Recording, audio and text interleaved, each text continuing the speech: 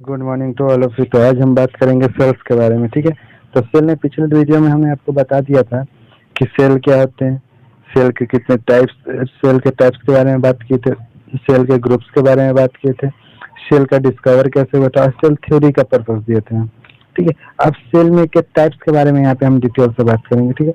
तो सेल के टाइप्स की जब हम बात करते हैं, ठीक है, किसकी बात करेंगे हम? सबसे पहले सेल के टाइप्स की बात करेंगे। तो सेल का जो टाइप्स होता है, तो इसमें हम बात करेंगे सेल के टाइप्स में कि सेल का जो टाइप्स है वो सबसे पहले बोलेंगे कि on the basis of number, on the basis of number. तो नंबर के बेसिस पे जो सेल्स है, ये ऑर्गेनिज्म है, इसको कैटेगराइज किया गया कितने टाइप में?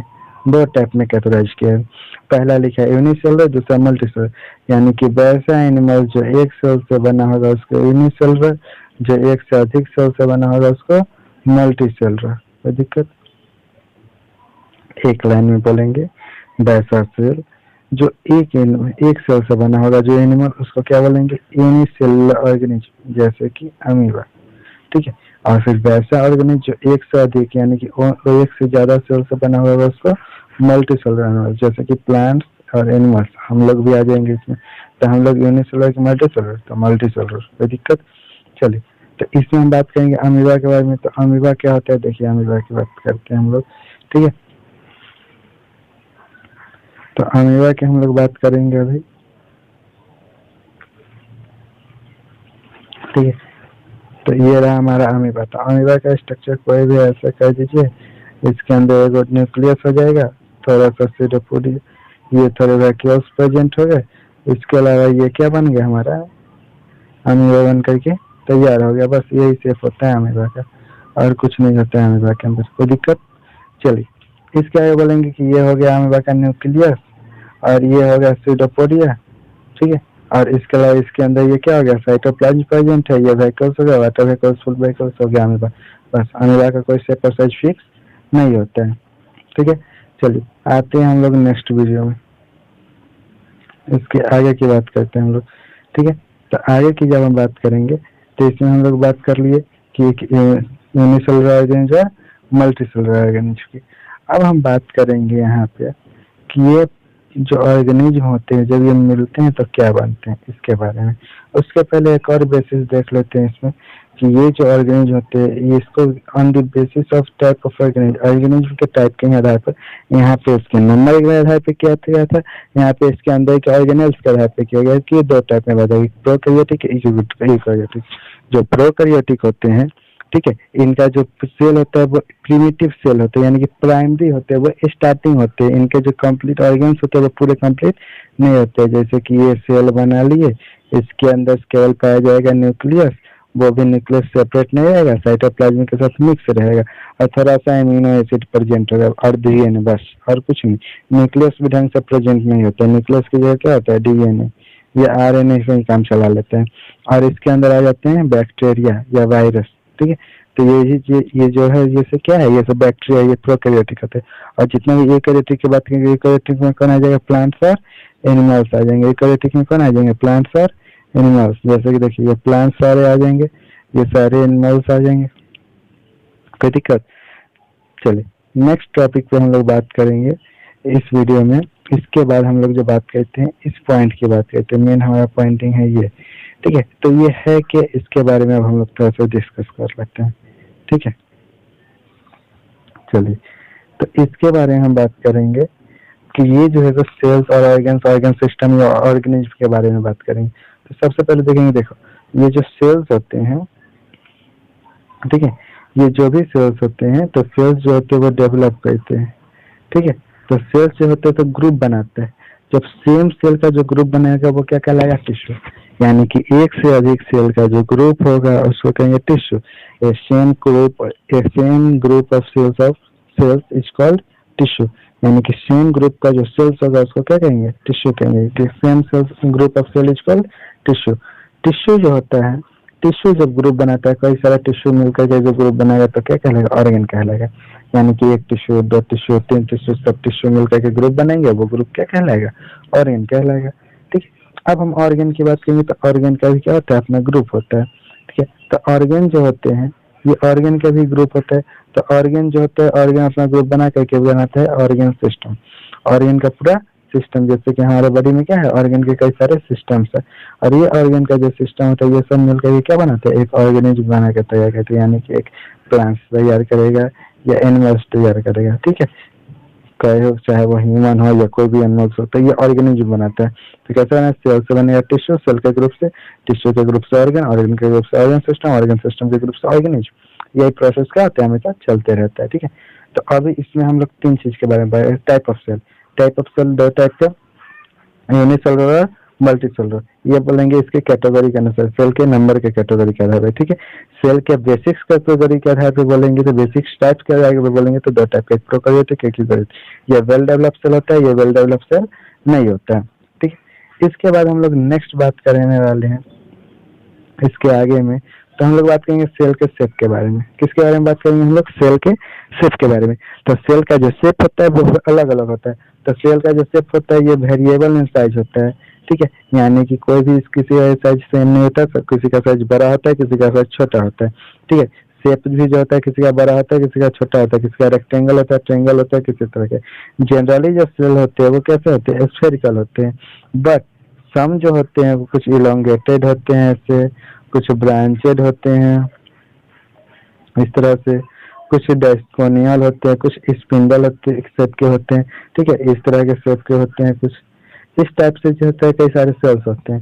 तो फिर जैसे कि हमारे चीक का सेल जो होता है वो ट्रायंगुलर होता है, कई का सेल रेक्टेंगुलर होता है, जैसे प्लांट सेल कैसे होता है, रेक्टेंगुलर होते हैं। तो इस तरह से बोलेंगे जो सेल्स होते हैं, सेल्स के कई सारे टाइप्स होते हैं। ठीक है, इसका जो शेप होता है वो फिक्स नहीं होता है, अलग अलग शेप के होते हैं जो सेल्स होते हैं। ठीक है, सेल्स के बाद हम बात करेंगे इसमें सेल्स के साइज की। सेल्स के शेप का तो बात कर लिया, अब हम बात करेंगे सेल के साइज की। सेल का साइज क्या होता है, तो सेल का साइज जो होता है वो 0.2 माइक्रोमीटर से लेकर 18 सेंटीमीटर तक हो सकता है। सेल का साइज छोटा से जो 0.2 माइक्रोमीटर, ठीक है, और बड़ा से बड़ा होगा तो 18 सेंटीमीटर का हो सकता है।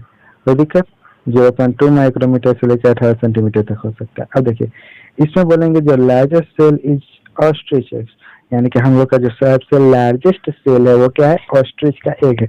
सबसे लार्जेस्ट सेल क्या है, ऑस्ट्रिच का एग, यानी कि शुतुरमुर्ग का अंडा जो हम लोग बोलते हैं ऑस्ट्रिच का एग। देखिए ये रहा आपका ऑस्ट्रिच का एग। ठीक है, एक मिनट, हाँ ये रहा आपका क्या, ऑस्ट्रिच एग। और ये देखिए चिकन का एग है, कंपेयर कीजिए कितना बड़ा है। तो ऑस्ट्रिच का एग लगभग बोला जाता है कितना, 15 सेंटीमीटर का होता है। कोई दिक्कत, चलिए सेकेंड हम बात कर लेते हैं यहाँ पे। तो यहाँ पे हम लोग बात करते हैं दूसरा जो होता है वो लॉन्गेस्ट सेल, नर्व सेल। हम लोग के बॉडी का जो सबसे लंबा सेल होता है वो है नर्व सेल, जिसको कि हम लोग बोलते हैं न्यूरॉन। नर्व सेल को क्या बोलते हैं, न्यूरॉन। ये रहा हमारा नर्व सेल।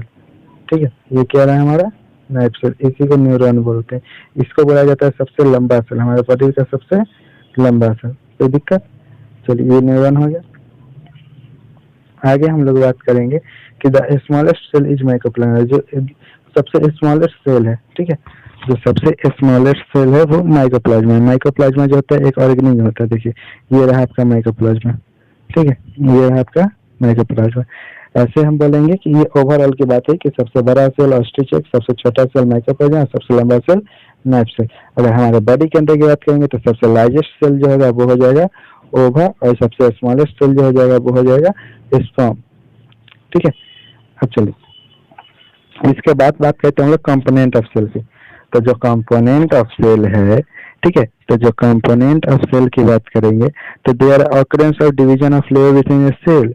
सेल के अंदर क्या होता है, ऑकरेंस ऑफ डिवीजन होते हैं, यानी कई सारे टाइप्स के डिवीजन होते हैं, और इसके आधार पे इसको जो है सो अलग अलग भागों में बांटा गया है।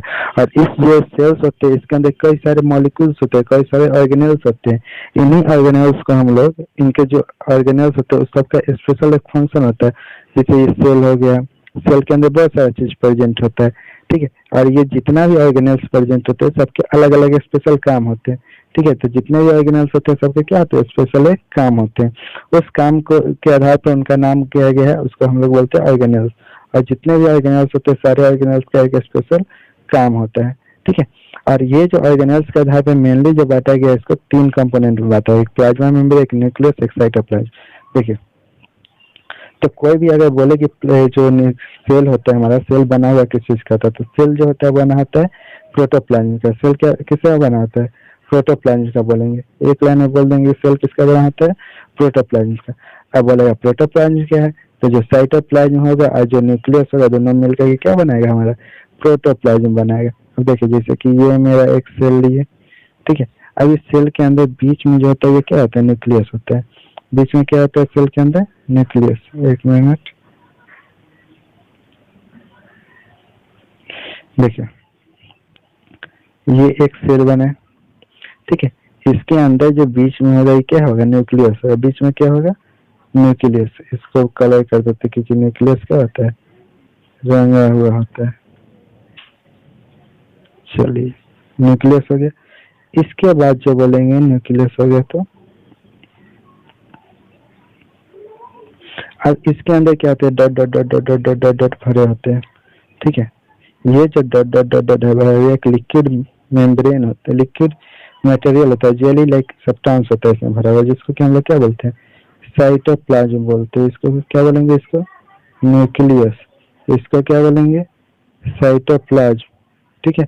और इसके अलावा जो होगा, जो ये साइड में जो है ना एक मेम्ब्रेन बना होता है। इस साइड में क्या बना होता है? मेम्ब्रेन। और इस मेम्ब्रेन के कारण ही जो अंदर का साइटोप्लाज्म बाहर निकलता है नहीं। और इस मेम्ब्रेन को हम लोग क्या कहते हैं? तो इस मेम्ब्रेन को हम लोग कहते हैं प्लाज्मा मेम्ब्रेन, ठीक है। इस मेम्ब्रेन को क्या कहते हैं हम लोग?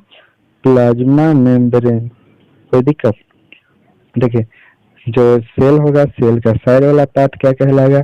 Plasma membrane. बीच वाले जो जो डॉट डॉट डॉट पार्ट होता है, जो जेली लाइक सब्सटेंस होता है, उसको बोलते हैं साइटोप्लाज्म। और बीच में होता है न्यूक्लियस।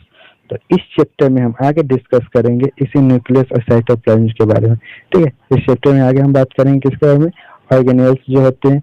अब इसके अंदर क्या क्या प्रेजेंट होता है? जैसे प्रेजेंट होता है बीच में न्यूक्लियस, बीच में होता है राइबोसोम, लाइसोसोम, ठीक है, वैक्यूल्स। इसके अलावा बोलेंगे कि और क्या क्या प्रेजेंट होता है, तो और भी कई सारी चीजें प्रेजेंट होते हैं। जैसे में कि बोल सकते हैं वैक्यूल्स के अलावा और होता है, ठीक है, राइबोसोम हो गया, लाइसोसोम हो गया, माइटोकॉन्ड्रिया हो गया, गोल्गी बॉडी हो गया, गोल्गी ऑपरेटर्स हो गया, ईआर हो गया, एंडोप्लाज्मिक रेटिकुलम। ये सब चीज इसके अंदर प्रेजेंट होते हैं। अब ये सब प्रेजेंट होते हैं, सबका वर्क सबका एक अलग अलग स्पेशल वर्क होता है। इन लोग का फंक्शन क्या होता है, स्पेशल वर्क क्या होता है, इसके बारे में हम लोग डिटेल से बात करेंगे नेक्स्ट वीडियो में, ठीक है। जब तक के लिए good bye and take care. जल्दी नेक्स्ट वीडियो भी आप लोग को प्रोवाइड हो जाएगा।